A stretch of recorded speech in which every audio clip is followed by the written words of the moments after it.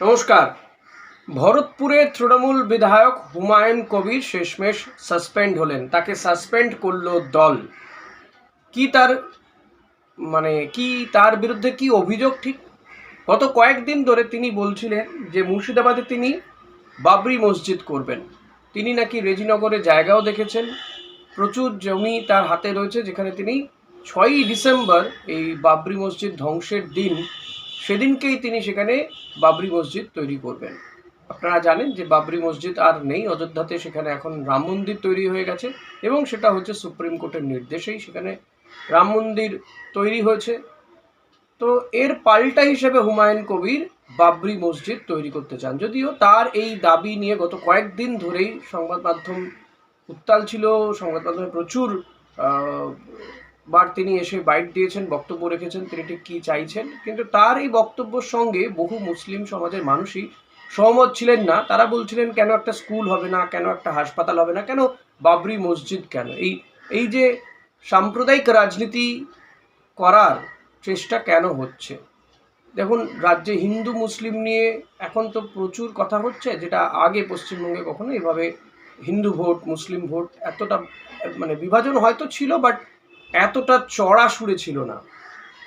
Hindi vote নিয়ে তো বিরাট তেমন ছিল না। হ্যাঁ, মুসলিম ভোট ব্যাংক নিয়ে প্রচুর কথা হতো।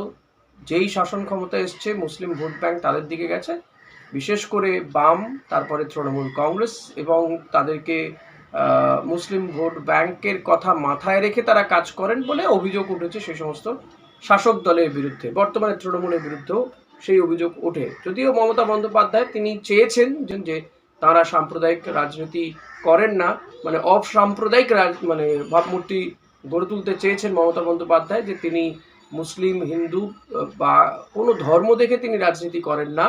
এক্ষেত্রে সর্বধর্ম সমন্বয়ের কথা তিনি বারবার বলেন, কিন্তু মমতা বন্দ্যোপাধ্যায় তিনি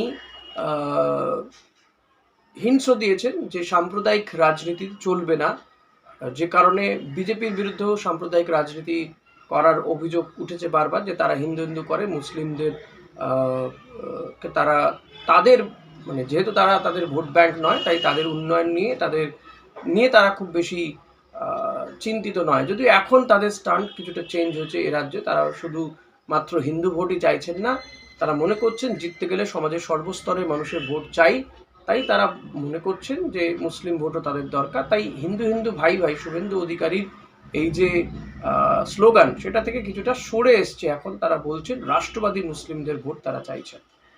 বাট ভরতপুরে